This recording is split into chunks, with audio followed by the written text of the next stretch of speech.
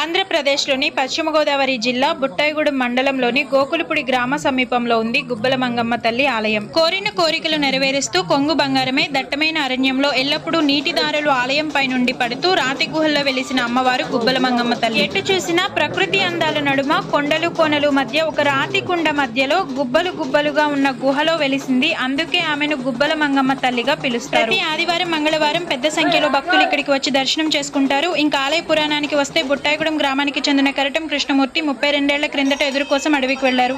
సేకరించిన వెదురుతో ఎడ్ల బండిపై తిరిగి ప్రయాణమవుతుండగా దారిలో బండి తిరగబడింది.